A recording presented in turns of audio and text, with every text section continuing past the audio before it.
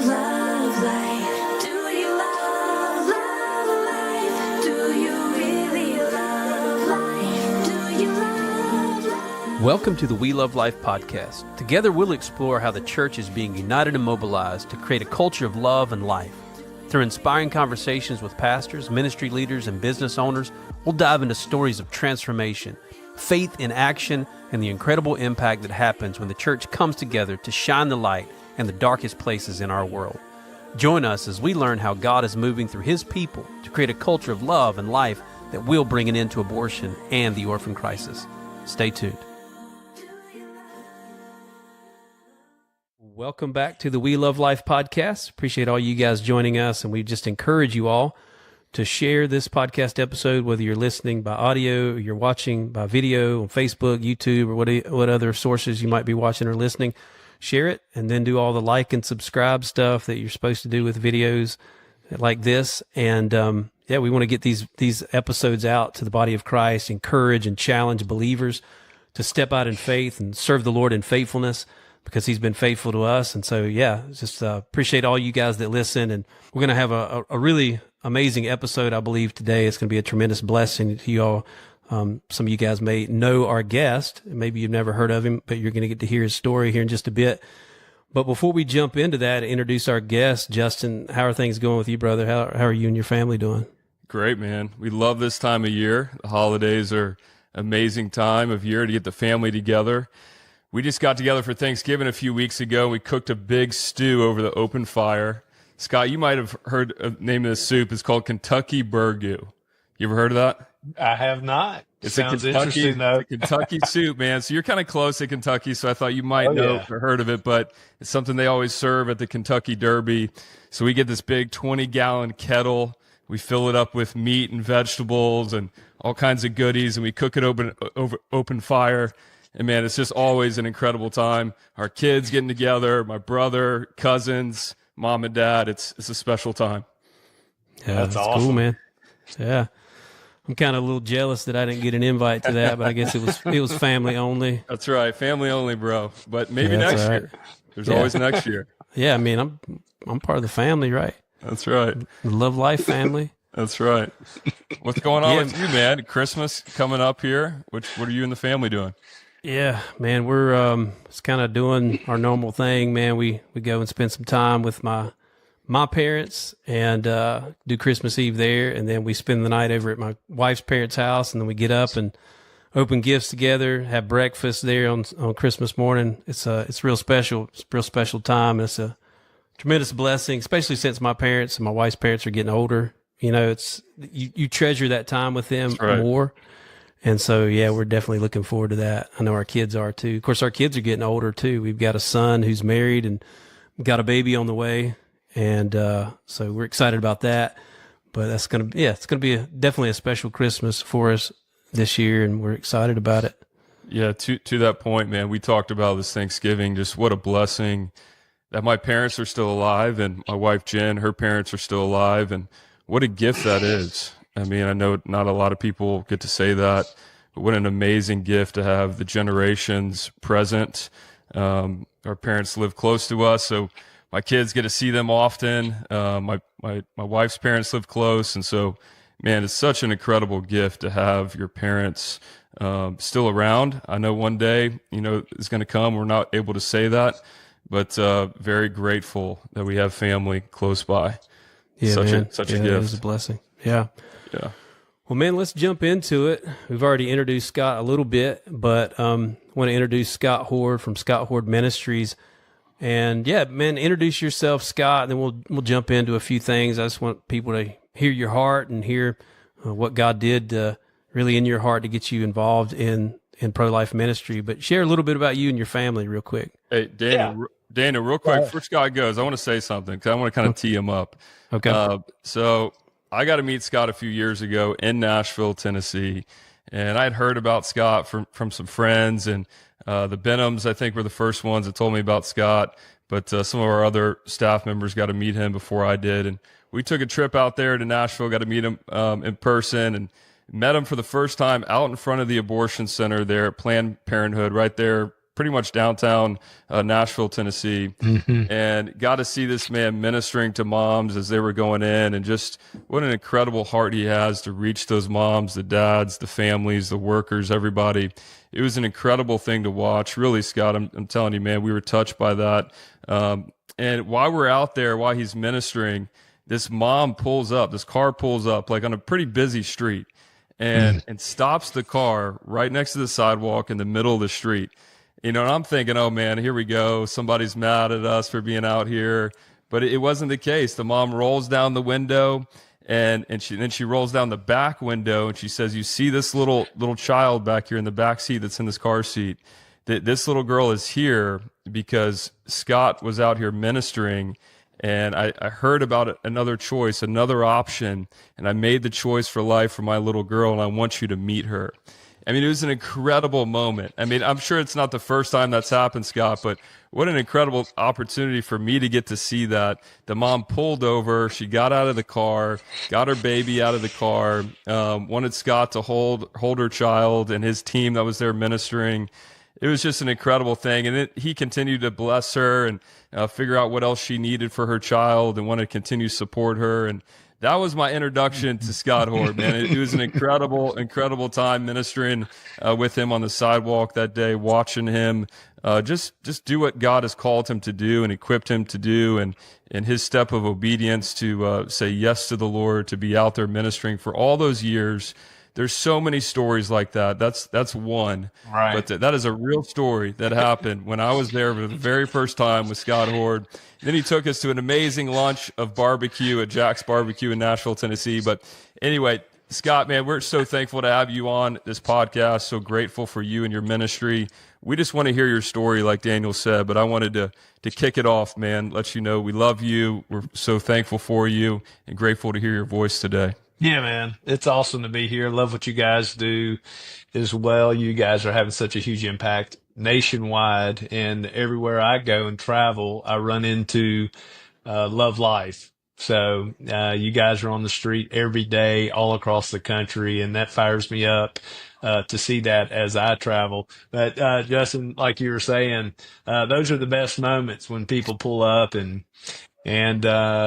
show you the fruit of your labor. And I've had that happen just, numerous times. I used to have a guy that would show up once a week, and he would actually, it's kind of interesting. He would pull into the parking lot, pull through the desk courts, park his car, get out of the car, get his baby out of the car seat, and then walk over to me and give me a hug and say thank you. He'd do it every week. That's awesome, man. And it would drive the desk courts crazy, but he would just say, "Man, I just want to say thank you." And it made my week every week that he did that. And it was awesome just to see that happen in a variety of ways. And so, yeah, as hard as it is, and you guys know it, when you're on the street, it can be real lonely, it can be dangerous and real challenging. And so you need little bright moments like that to keep your hopes up and keep you going, stay in the game. Yeah, Absolutely. no doubt, man. Absolutely. Yeah, so share with us a little bit, who is Scott Hord? Tell us a little bit about your family, and then we'll dive into how God called you into this ministry. Yeah. I'm married to Lindy, and been married to Lindy for 29 years. She is from Indianapolis.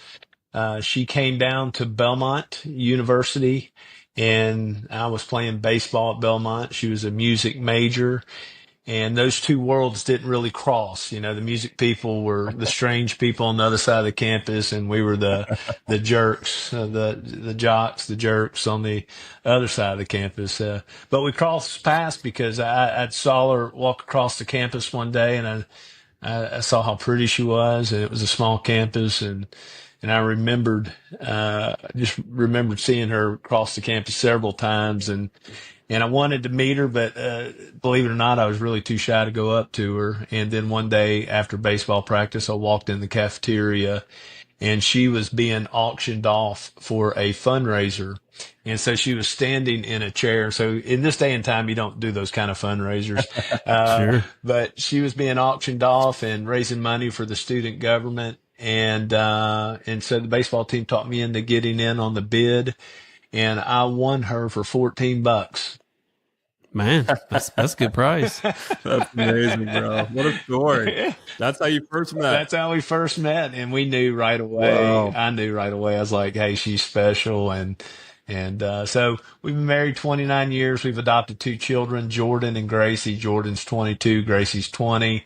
Jordan's African American young man from Nashville. Gracie is from Ndola, Zambia. We had started that adoption process when she was 2, lived there for several months to bring her home, and then got her home when she was about 4. And so it's Wow. been amazing. And we've been here in just south of Nashville the whole time. And it's been good. My kids have traveled with me and stood with me. My wife works with me but refuses to stand with me. She doesn't like the stress of the streets. And so she Oh, yeah. helps me administratively in the background and is a big help with the ministry.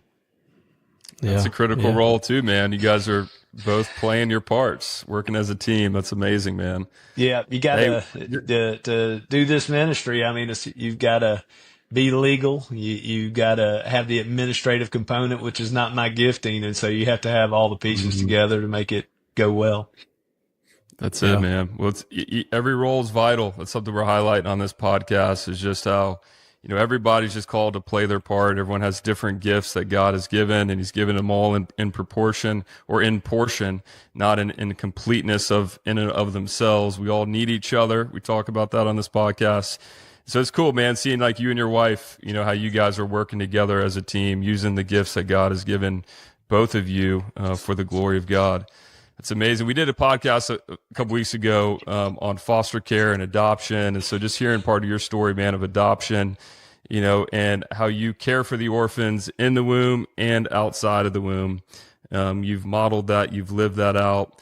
Anything you want to just highlight on that note? Yeah, a lot of people reach out to me that are wanting to adopt. This week I've had 3 couples that have given me their name. And so I think everybody thinks I'm an adoption expert. I'm really not, even though, I've personally encountered over 700 rescues. I've never placed a child for adoption. And you would think that it'd be more prevalent in that. I've been close 5 times. I've had 5 women that were going to place their child for adoption, and what happened is they fell in love with the child when they're in the womb, and so they decided to keep their child, which was awesome. Some of them were actually rape victims, and there's this lie in our culture. One that the child that is a product of rape doesn't have any value, um, which is a huge lie. And in our culture, you listen to the news, they said, that you're going to force that mom to look at that little baby and see the face of the rapist the rest of her life. And, the mom doesn't see that.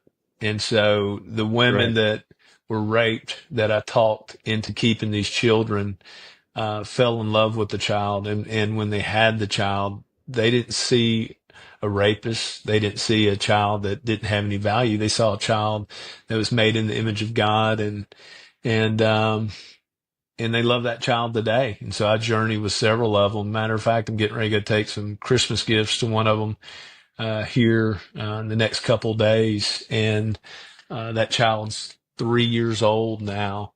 Even, my own son, who's 22, Jordan, uh, he was conceived through rape. His birth mom was 12, and she was brutally raped, and everybody was trying to convince her to kill Jordan, and she didn't. And so at 13, she handed him to me and said, "Would you raise my son?" And she blessed me with one of the greatest blessings I've ever received. She blessed me with a son. So, my son, who's 22, for 22 years, I've pounded in his brain that he's valuable, that he's made in the image of God. But it's amazing how in a political season like the one we just came through or still in, when the discussion of abortion comes up, my son will watch it with me and he'll hear uh, somebody on the other side, the other platform say, what about the case of rape?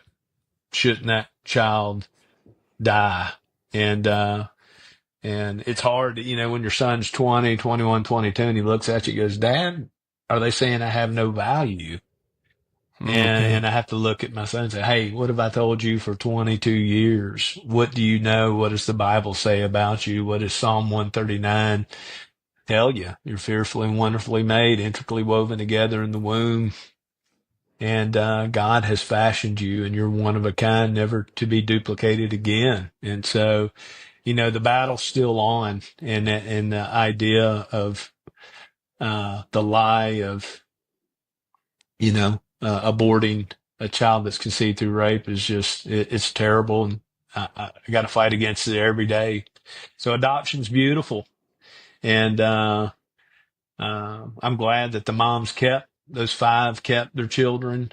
But if they would have placed them for adoption, I have over probably about 350 families that are waiting to adopt children. It's amazing, bro. Wow. Thanks for sharing that story, man, about your son. I think that's obviously this is extremely personal for you in many ways, in many different facets. Really, really powerful, man. Thank you for sharing that. And just to highlight again what you shared about adoption, we discussed that in the episode a few weeks ago as well.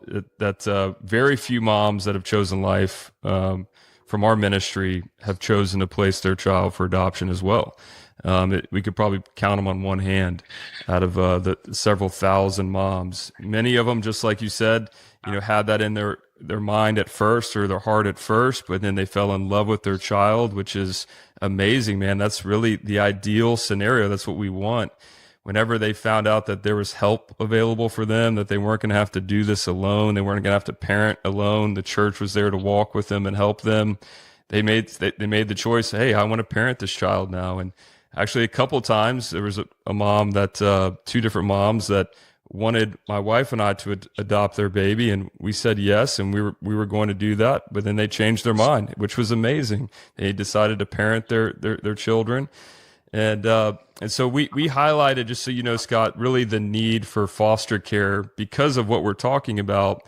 As the church comes along and helps these moms, and there's already about 2 million people on a waiting list for private adoption. You just said you have like 300 some families ready, right? Right. There's a lot of, and praise God for that those families are ready to adopt in those scenarios. But really the crisis at this point is the children in the foster care system. So we really highlighted that in that episode a few weeks ago. You guys can go back and watch that if you want to dive deeper into that. But I just wanted to touch that because that's a big part of your story, man. So thank you for sharing that.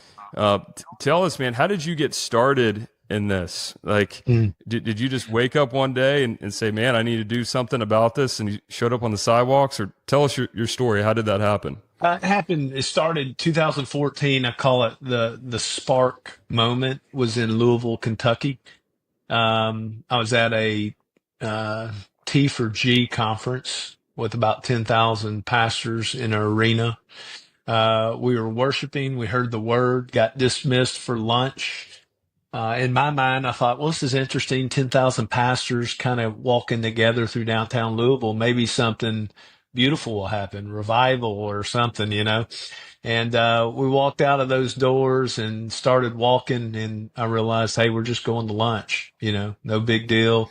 And I was kind of in the middle of all this, and I passed an older woman that was praying.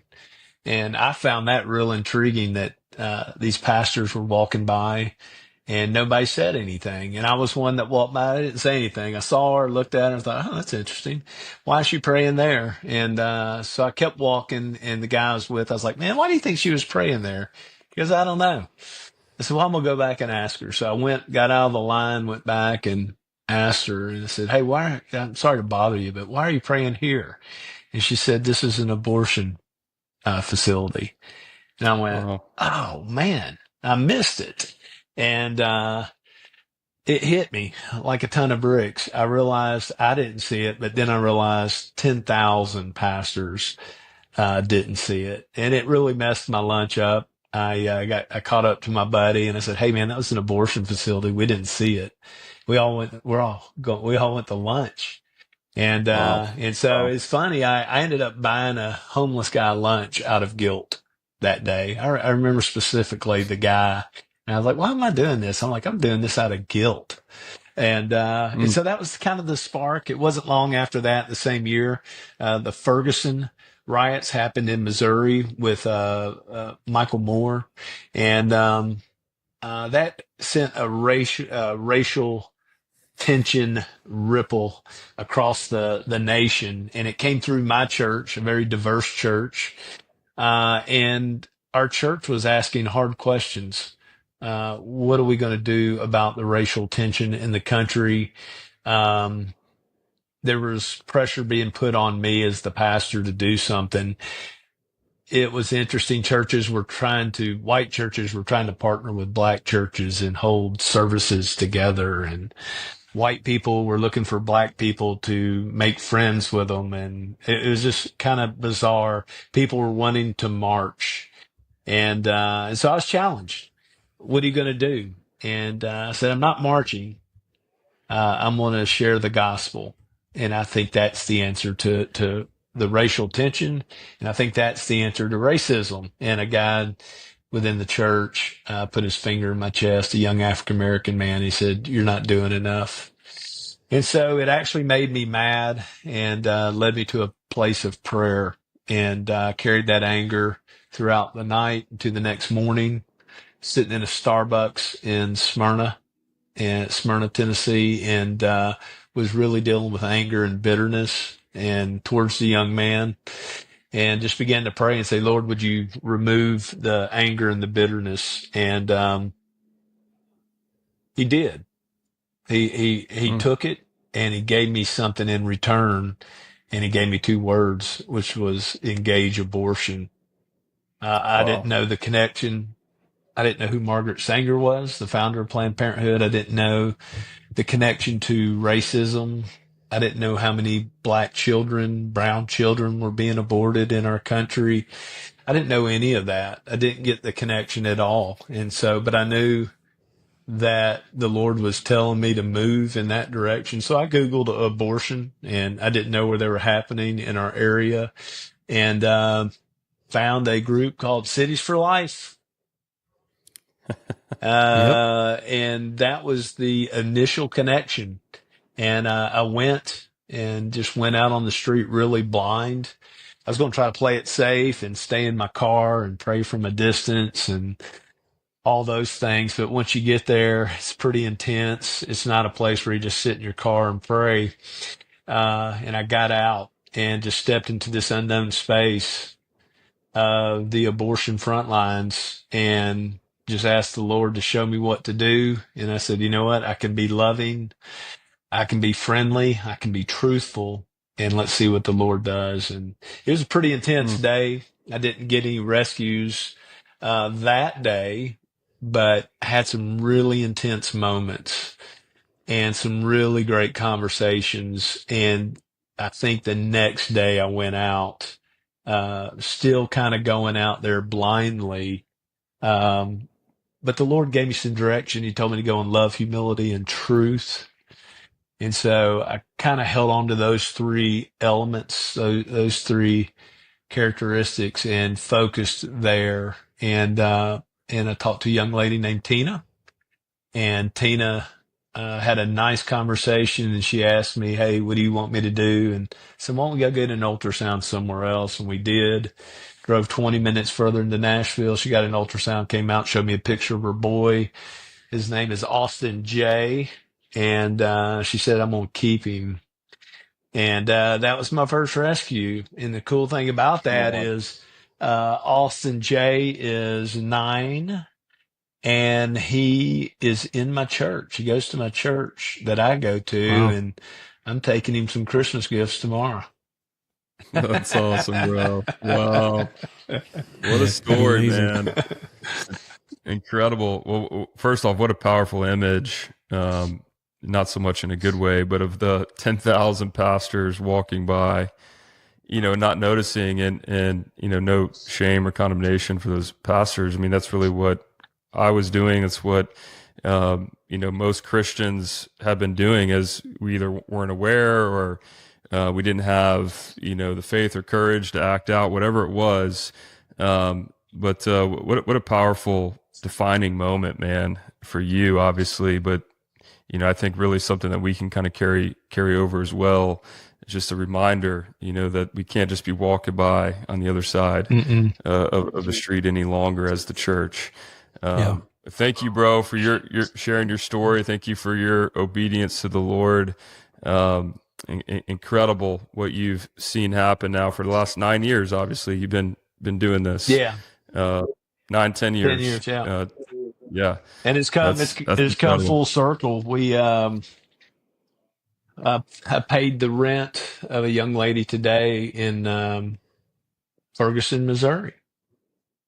Wow. Wow. So think about that. And so the hmm riots of Ferguson happened, and that's what pushed me into prayer. And I would end up, one of the places I drive to pretty consistently is oh gosh, it's up there in Illinois, across from St. Louis. My mind's gone blank, but Carbondale. no, it's northern Illinois, and but it's okay. It's a terrible city, so I don't really want to remember the name anyway. But they kill a lot of children there, and this rescue came from there, and the young lady, homeless, um, and I got her boyfriend to go in and get her to come out and talk to me before she had the abortion. And he looked at her and said, "Hey, he said he can help us." And she said, "How can you help?" I said, "What do you need?"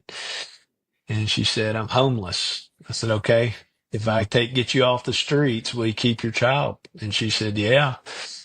And so we put her in a hotel for 3 months, and that was expensive.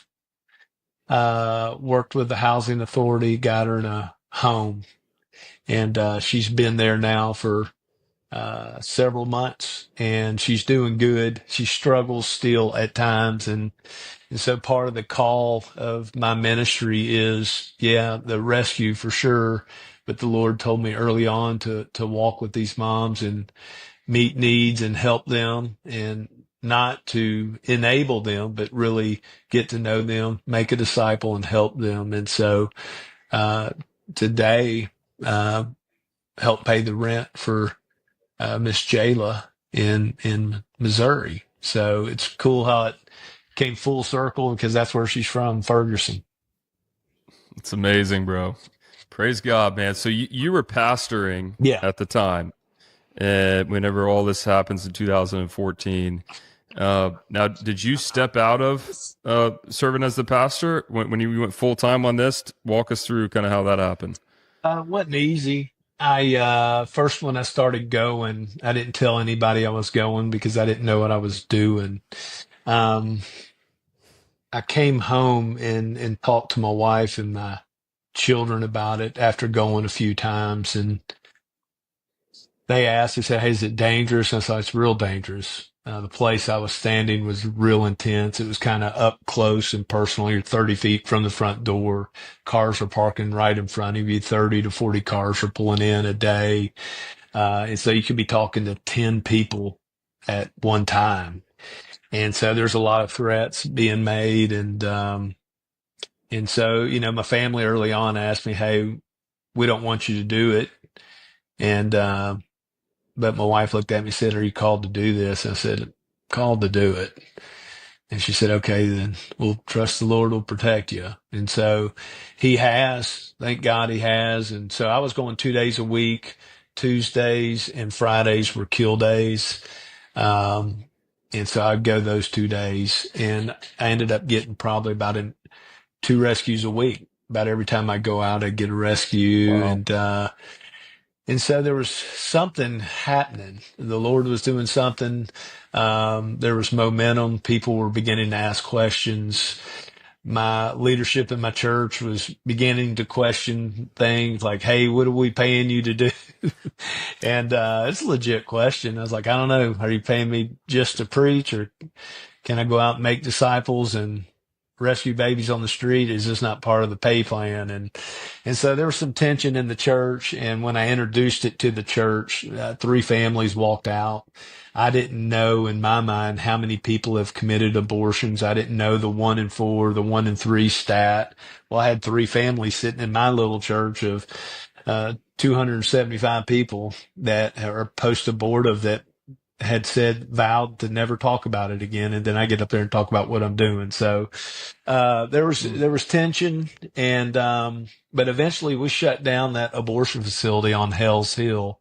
They were open 33 years, killed 77,000 children, but we shut it down. Wow. And, Wow, praise God, man. yeah. And so I began to focus on Planned Parenthood and, create some chaos over there.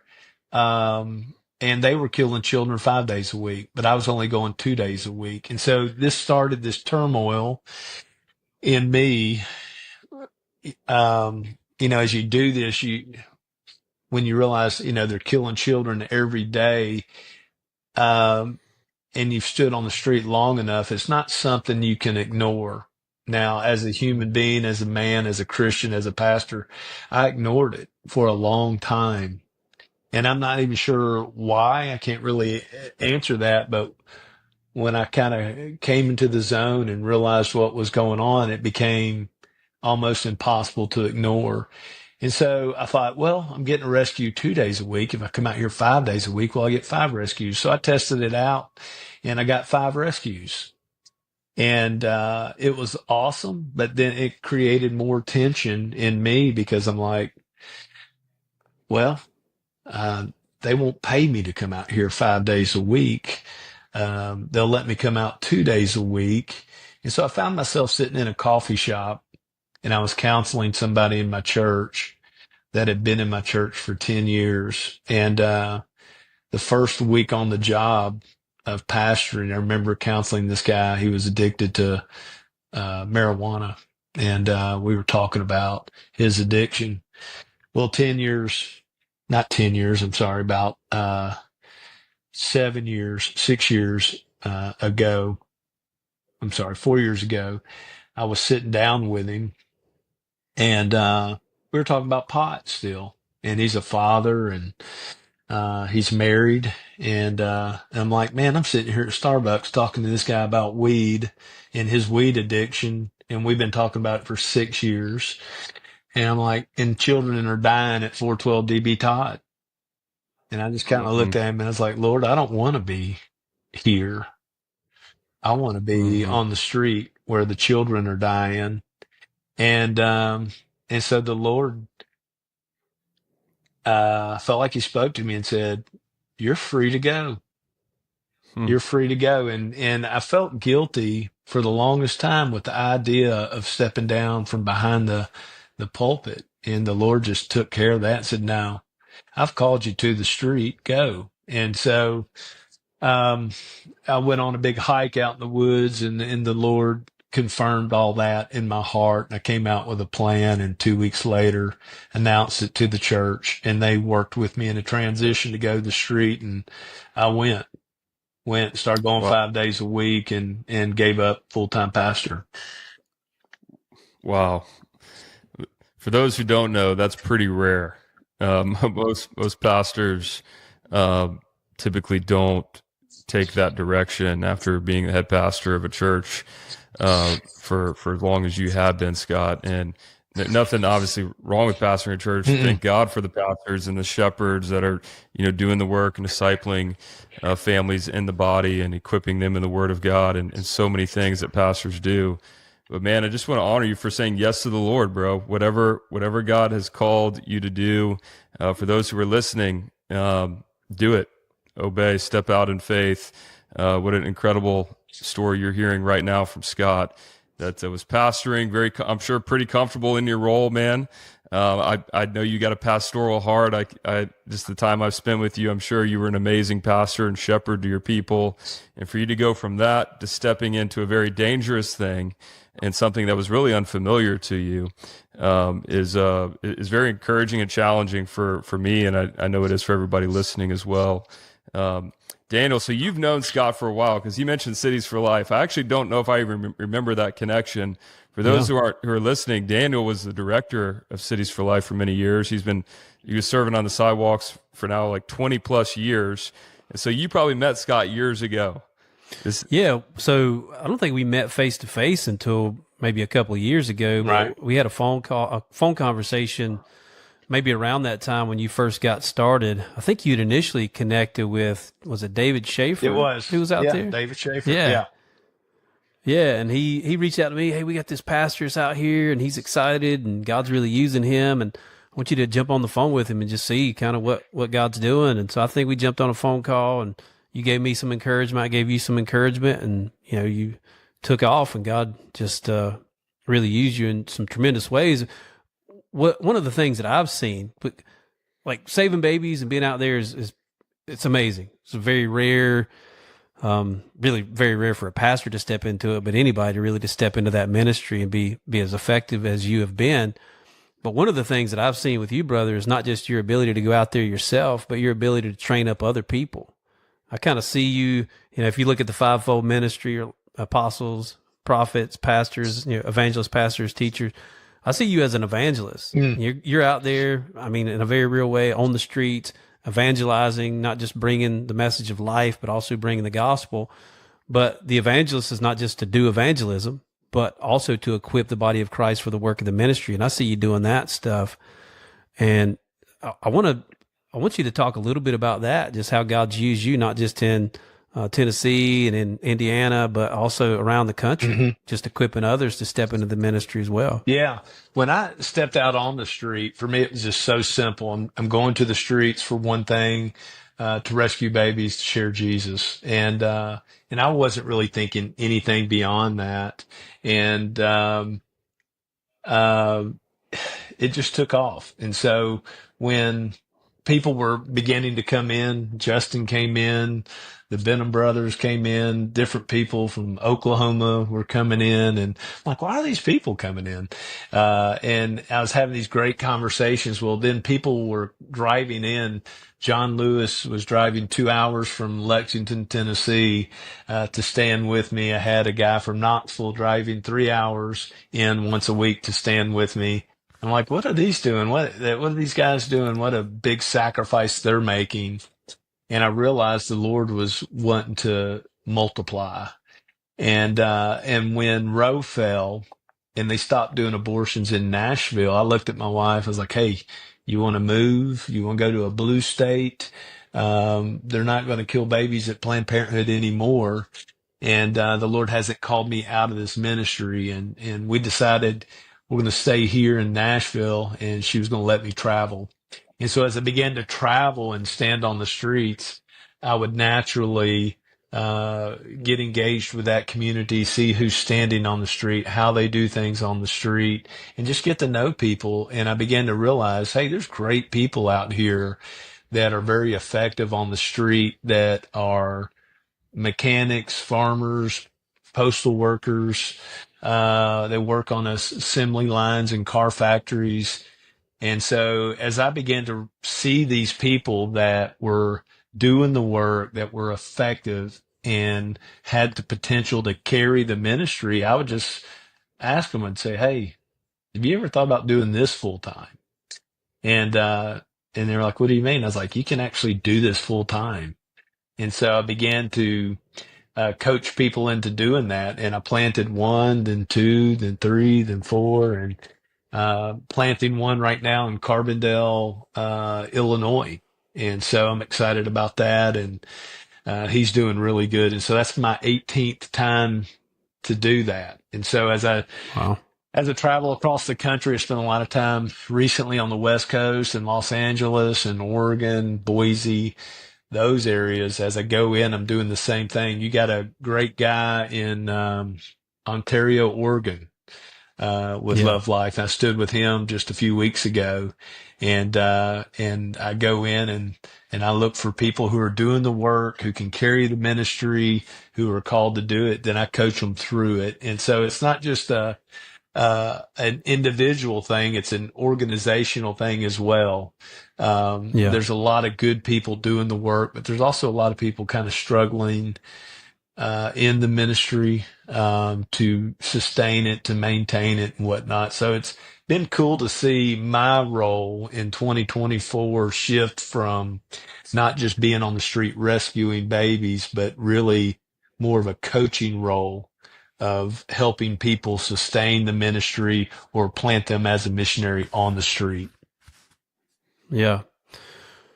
So I think one of the things that people kind of misunderstand about, especially the sidewalk ministry, because it really is in a lot of ways the tip of the spear, Mm-hmm. is, in my view at least, that it takes a pastor, or it takes somebody who's maybe super bold, or has a particular, I don't know, particular personality to really reach those moms, or maybe it takes a particular skill set or whatever.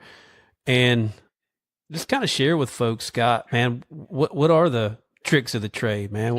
Is this something you got to be specially gifted for, or can anybody step into it? And everybody has a role out there. Some people are more effective in certain environments, but I've got, over 700 rescues. You guys encountered thousands of rescues. Those rescues happen in a variety of ways. I have multiple rescues where I never said anything. I have rescues where I'm just using hand gestures. I'm praying for you, care for you, pointing at them. I've had a handful of rescues from that hand gesture right there. So a lot of people think, I got to be a pastor. I've got to know a certain amount of scripture. I got to know a certain amount of facts about the pro-life movement. All those things are good, but it really comes down to just being willing and having a heart. And you don't know what you're going to encounter. Sometimes the encounters are real intense and they go really deep in knowledge and facts and all that. But sometimes it's just your compassion meeting their compassion. And so, Christians, we have the gift of compassion. We at least should. And so when you carry that compassion to the street, and that's one of the things I ask myself every day before I go to the street, am I compassionate? And if I feel like I am, I go to the street. If I'm not, I don't go to the street because it's too dangerous to go out there without compassion. And so I carry that compassion out on the street, and I'm looking for compassion. And so as I'm interacting with you, I'm looking at you. I'm trying to look at your eyes. I'm trying to get you to see my eyes. I'm trying to get you to see my joy, and get you to interact with who I am. And if I can get some kind of interaction, then I can figure out who you are, where you are, and then meet you there and carry you to a place where you choose life. And so I think that's the secret sauce is it's compassion. And not everybody that stands on the street is compassionate, and not everybody that goes into the abortion mill is compassionate. And so when you don't see that compassion, then, it's up to the Lord. He can either make that breakthrough or he doesn't do it. And, but when that compassion's there, then there's hope for a baby to be rescued. And so I train people on how to see that compassion, how to cultivate that out of people, and how to cultivate that to a choice of life. Yeah. That's good, man. So good, man. So good. So we're running up against time to wrap this thing up here in just a minute, man. But I know that the stories that you've shared already have been pretty encouraging, pretty powerful. But if you could share another story, man, just maybe one of the most impactful stories that you've seen play out on the sidewalk there, something you feel like would challenge and encourage people that are listening and watching. Yeah. I've got two things. One that's active right now is I was getting ready to, I had to preach Sunday at a church in Bonacqua, Tennessee called the Cowboy Church, but I got a text at 3:00 in the morning from a young lady named Ruth who used to stand with me in Nashville when abortion abortions quit happening in Nashville, Ruth went online and began to go into abortion groups online and watch women talk about abortion. And she begins to engage with these individuals and tries to pull women out of these groups and have conversations and get a rescue. Well, she texted me at 3 o'clock in the morning, Sunday morning, and said, "Hey, you know anybody that lives in Ndola, Zambia?" And I was like, of course, 3 o'clock in the morning, I'm reading this. I respond, I'm like, yeah, my daughter's from Ndola, Zambia. And so Ndola is a little village just south of the Congo, northern Zambia. Nobody's ever heard of it. Nobody's been there. I lived there for several months. And so I knew a lady that ran the foster home that my daughter lived in. And so I reached out to her at 3 o'clock in the morning, and she lives in the States, and said, "Hey, connect me to somebody in Ndola. I've got to talk a woman out of an abortion." And she said, "I'm going this week. What do you need?" And so we got the information to her, and she is right now talking to this young lady in Ndola, Zambia. And so there's a possible rescue going down right now. Wow. And That's so isn't amazing. that a crazy story? That's amazing, man. Yeah, so it's great. It's crazy how the Lord works. I'm taking a family Christmas shopping tomorrow. It's a Muslim family. Well, it used to be a Muslim family. His name is Khalid, and I met him in Nashville. He's one of my last rescues in Nashville. He had pulled into the parking lot, and he wouldn't talk to me, but I give my card out to everybody, like you guys do. But I put my cell phone number on every card. And he took it, and he went in and got Planned Parenthood's information. He left, and but then he came back a couple days later to set the appointment. And I was away from the entrance. I was kind of up the hill, but I saw him. His window was down, and as he was pulling out, I yelled at him and I said, "Hey, I see you. I remember you." And just kind of out of desperation, I yelled that at him, and he pulled down to the red light, and he called me and he said, "Scott, I got to kill my child." And I said, "Why?" And he said, "I don't have any family. I'm alone." And I said, "I'll be your family." And he goes, "What does that mean?" And I knew that was a big question for him because he's speaking from a Muslim culture, an Iraqi, a Kurdish culture, and that's a big word. And so I explained to him what family was to me. And he said, "You would do that?" And I said, "I would." And so he called his wife, Orvine. She didn't speak any English. They had a conversation. He told her that we'd be family. And he called, she said, "Is his word good?" And he said, "I think his word's good." And she said, "If his word's Wow. good, we'll keep the baby." And so he called back and says, "Your word good?" I said, "My word's good." And he goes, "All right, we're going to keep our sixth child." And so tomorrow we're taking that family Christmas shopping for the third year, Wow. Come on. third year in a row.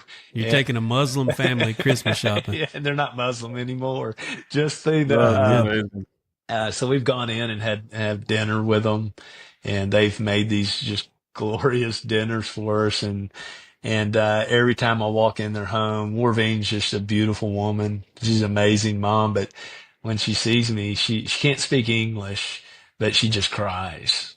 And I cry because I know why she's crying. And so Right. we cry together, and she wrote a special letter to me just saying, "Hey, I realized what I almost did. And I realized Wow. the gravity of the situation of what I almost did and how valuable and how much we love our sixth child."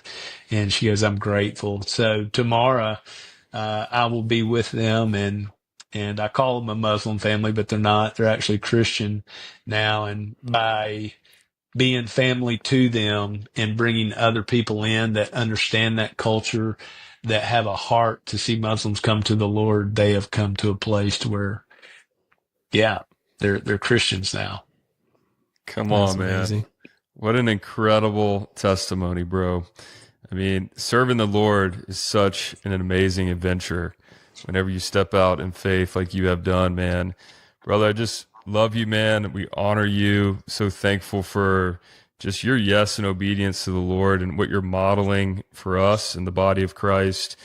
I've witnessed, man, the love and compassion and humility that you've ministered with, everything that you just spoke about. And man, I think that is the key. That is the key. And that's what you continue to pass on to other people as you're training people up. And man, I just want you to know, you encourage us, you inspire us. Thank you for sharing these amazing God stories of what he's doing through you and your ministry. I just want to kind of leave it with one last charge, or if you have something to say, just to believers, the church that is watching this. What would your word be to the Christians, the body of Christ today? Obviously, over this issue, there's a lot that needs to be done. The battle lines have really changed in a lot of ways. There's still abortion centers that are killing children, but there's also states like Tennessee where it's changed, where now people are getting the pill in the mail, and the kind of the battlefront has even changed a little bit in the fight of abortion. Just what would be your charge and encouragement to the church today in this hour? Yeah. 2 weeks ago, I was in Ghana, Africa, spent some time in Togo, Africa. On the way out, I went to the Cape Coast and I went to the slave castles in Elmina, Africa. I didn't really know what I was going to see, but I pulled into Elmina, got out of the cab, and saw this huge, massive stone building. And I walked in and it hit me like a ton of bricks. I was like, oh my goodness. Slaves lived here. And as the tour went on, it got heavier. And I stood in these rooms where hundreds of slaves, female slaves, would sleep on one side, male slaves would sleep on this other side. I had the chance to stand in a dungeon. And what was strange about that dungeon is slaves that tried to escape, they put there and they just shut the door and let them die. They wouldn't feed them. They wouldn't give them water or anything. They just shut the door and let them die. And I was just so taken back. I was standing in this dungeon with a group of people and it was dark. And the door was this old wooden, metal door, and had some light would come through it. And they had left, and they didn't realize I was with them. And the guy that was giving us the tour shut the door, and I was kind of left in this dungeon, taken back. One, that the door shut, and I was kind of looking from the perspective of a slave that was left to die. And man, oh man, it hit me like a ton of bricks. But what really got me was above the slaves and where they slept is where the mayor of the town lived, but also on top of that was the church. And so I walked in the church. I walked up out of that dungeon, walked up about 25 steps, and I'm in a church. And it had Psalm 132 and still posted on the wall.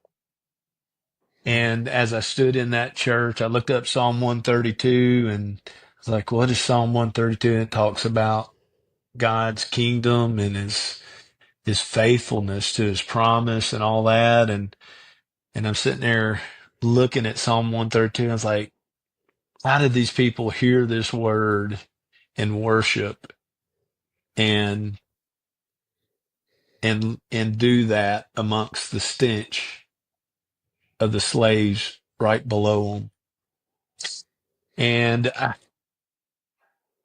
it hit me, and I realized that the church is still doing it today.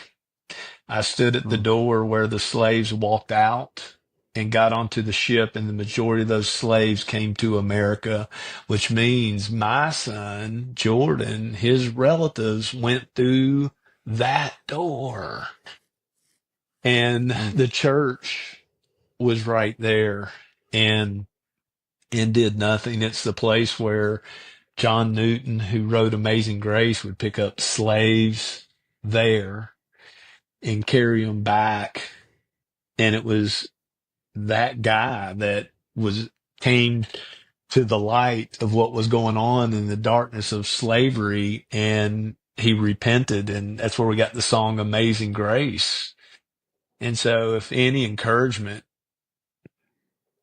there's still 3,000 kids dying a day in this country, and there's still their body parts are being harvested in San Francisco and in Pennsylvania, and children are being graded on a scale from 1 to 5 on what quality of body parts they have, and they're being sold, and they're also just being slaughtered. And we're still worshiping under Psalm 132, believing the promises of God's kingdom and his faithfulness. That moment solidified in me, I'm not done, and I'm not going to quit until there's justice in our country and across the world, until every innocent child in the womb has a chance, an equal opportunity for life, just like I've had. Come on. Yeah. Wow, bro. What a powerful picture. Appreciate you sharing that with us, man, to meditate on that truth. It's, there's many moments like that, the one that you just talked about in history and others in World War II, where the Christians would just sing a little bit louder, right? So they wouldn't hear the cries of the Jews going by in the trains. And, but then there's also the stories of the man who wrote Amazing Grace, right? That had a heart transformation, and they did something.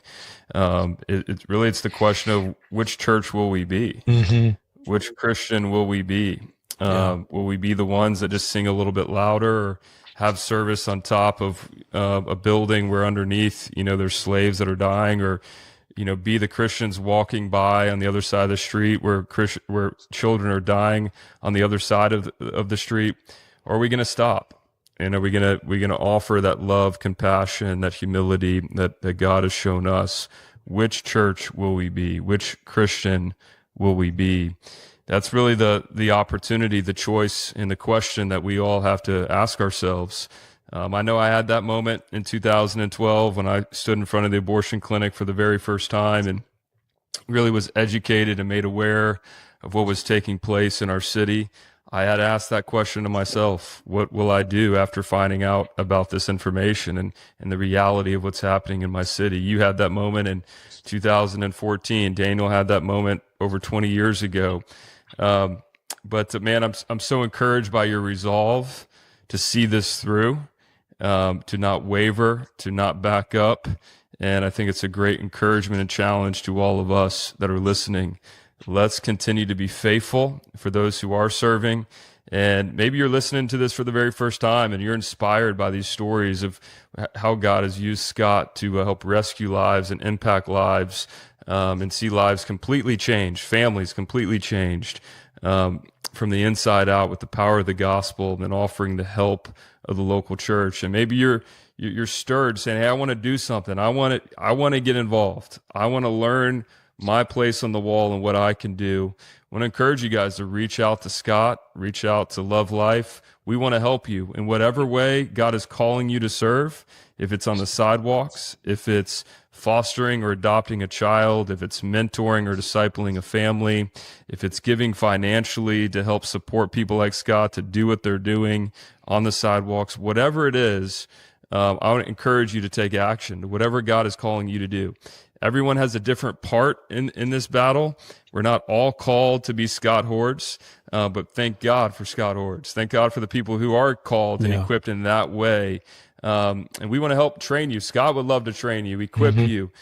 So please reach out to us. I pray that this will not just be something that is encouraging, inspiring, but will lead you to action today. Scott, where can they find you, man? How do people reach out to you? Yeah. ScottHord.com. As simple as that. That's great. Yeah, and also social media, Right. Facebook. I know I see a lot of your posts on Facebook, super encouraging there. So you guys check him out there, Scott Hord, HORD, Yeah, right? HORD. Yeah. Next several days, I'll be traveling across several states providing Christmas for moms. And so I'll post all that stuff as well. Yeah. Yeah, that's good, man. So Awesome. want to encourage you guys that are watching, that are listening, to pray for Scott. Reach out to Scott. Check him out on social media, scotthord.com. Of course, you can check out lovelife.org. We'd love to hear from you. Again, please share this episode. Let it be an encouragement to others. These stories have just been amazing. So we want to make sure other people can hear these stories and be encouraged and challenged by them. Well, brother, thank you again for coming on. Thank you all for listening. And until next time, God bless. Thank you, guys. God bless you guys.